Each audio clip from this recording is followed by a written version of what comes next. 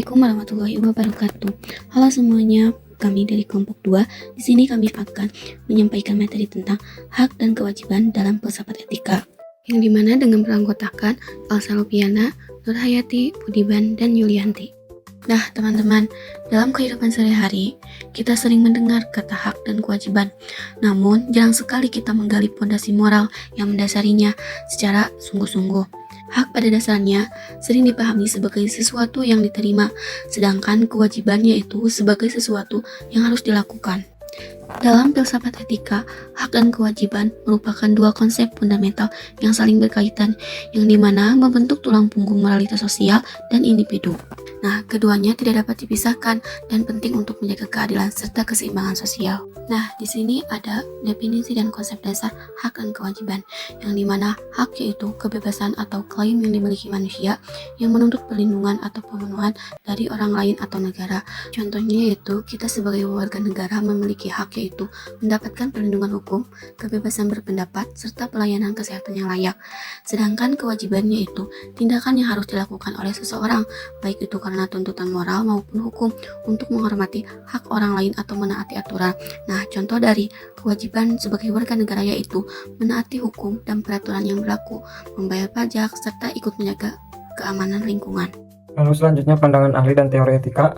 Menurut Immanuel Kant, filsuf besar abad ke-18 menawarkan pandangan yang sangat berpengaruh melalui teori deontologinya. Menempatkan kewajiban sebagai fondasi utama dari tindakan moral. Menurut Kant, suatu tindakan dikatakan bermoral bukan karena akibatnya yang baik atau karena didorong oleh perasaan, melainkan karena tindakan tersebut dilakukan semata-mata berdasarkan kewajiban. Prinsip ini juga dikenal sebagai imperatif kategoris. Dalam kerangka ini, setiap manusia harus diperlakukan sebagai tujuan itu sendiri, bukan sekadar sebagai alat untuk mencapai tujuan orang lain. Aplikasinya bagi hak dan kewajiban sangat jelas.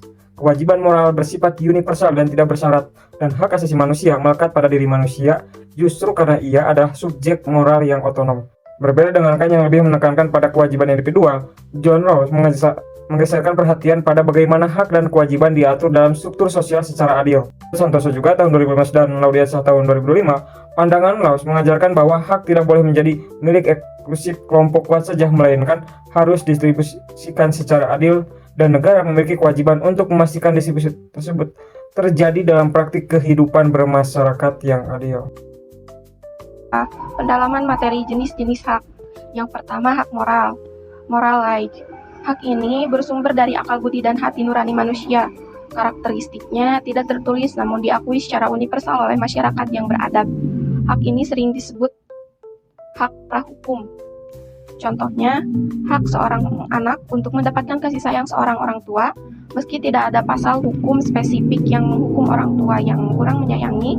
Secara moral, hak ini mutlak ada, urgensi, menjadi standar untuk mengkritik hukum yang tidak adil. Lalu yang kedua, hak hukum, legal right, hak yang eksistensinya bergantung pada ketukan palu pemerintah atau lembaga legislatif. Karakteristiknya dapat dipaksakan melalui jalur pengadilan, sifatnya partikuler, berlaku di wilayah negara tertentu. Contohnya, hak mendapat upah sesuai UMR atau hak cuti melahirkan bagi karyawan.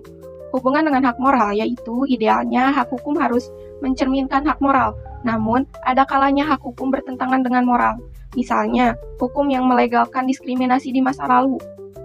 Lalu yang ketiga adalah hak asasi manusia, human rights. Ini adalah irisan terbesar antara hak moral dan hak hukum yang telah diinternasionalkan. Karakteristiknya inalienable, tidak dapat dicabut atau diberikan oleh siapapun. Universal, berlaku bagi semua tanpa memandang ras, agama, atau gender. Lalu yang selanjutnya indivisible, satu hak tidak lebih penting dari hak lainnya. Hak sipil sama pentingnya dengan hak ekonomi. Landasan filosofis, natural law, hukum alam, yang menyatakan bahwa manusia memiliki martabat yang diberikan oleh Tuhan atau alam semesta. Jenis-jenis kewajiban moral. 1. Kewajiban moral. Kewajiban yang timbul dari suara hati atau nilai moral seperti membantu orang lain. Contohnya seperti kita membantu tetangga yang sedang tertimpa musibah atau yang membutuhkan. Kita tidak akan dipenjara jika kita tidak membantu, tetapi kita akan merasa bersalah secara moral. Sanksi yang akan berlaku yaitu rasa malu, penyesalan, atau isolasi sosial, sanksi batin. 2. Yaitu kewajiban hukum. Kewajiban ini yang diatur oleh peraturan perundang-undangan. yang bersifat eksternal dan heteronom atau datang dari luar diri. Contohnya seperti kewajiban memiliki SIM saat berkendara atau kewajiban membayar pajak bangunan dengan adanya sanksi denda, kurungan waktu, atau pencabutan hak-hak tertentu. 3. Adanya jenis-jenis kewajiban, yaitu kewajiban terhadap diri sendiri. Kewajiban ini untuk menjaga harkat dan martabat diri sendiri. Sering terlupakan, namun ini adalah pondasi etika. Jika kita tidak menghargai diri sendiri, sulit bagi kita untuk menghargai orang lain. Ada 3 dimensi, yaitu dimensi fisik, yaitu kewajiban menjaga kesehatan dan keselamatan tubuh.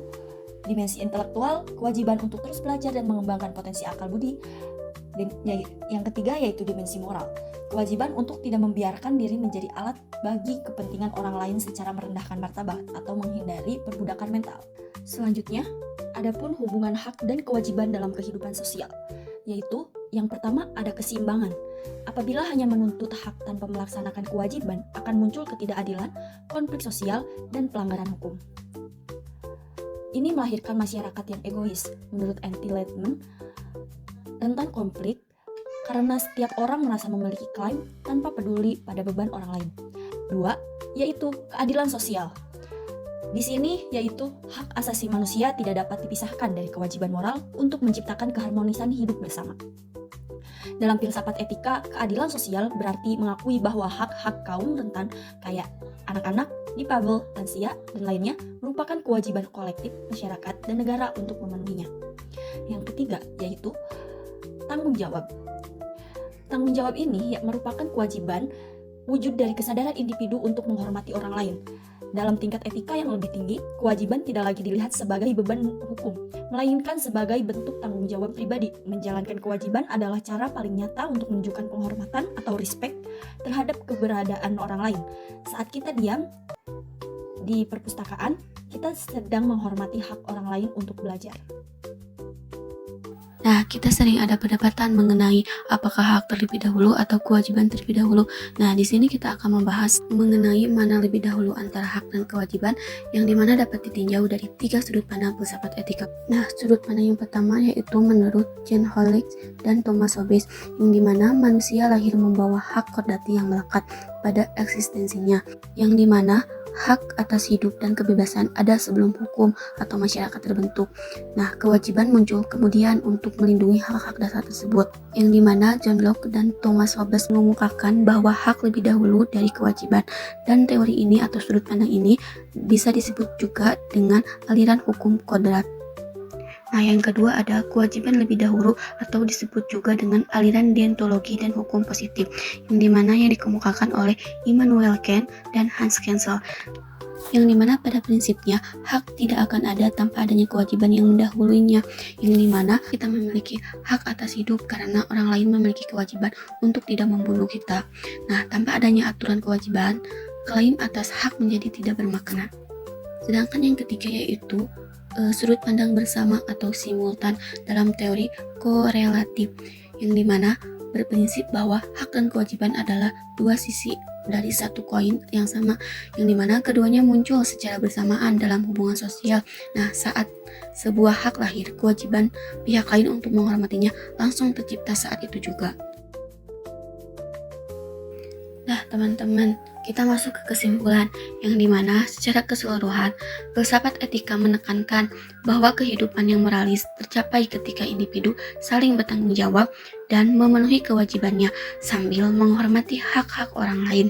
Nah, hak dan kewajiban bukanlah dua konsep yang saling bertentangan, melainkan dua sisi dari mata uang moral yang sama. Hak dan kewajiban tidak dapat dipisahkan dalam filsafat etika. Menurut Kant, kewajiban moral mendahului hak. Menurut Rawls, hak harus didistribusikan secara adil melalui struktur sosial yang benar.